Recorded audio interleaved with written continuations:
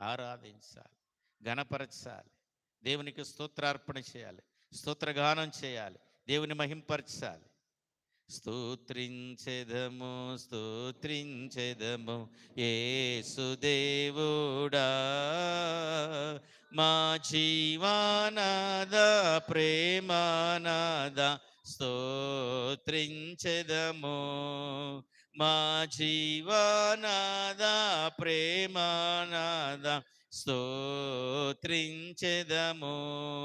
మొదటి వాడ కడపటి వాడ మృతుడైన వాడా,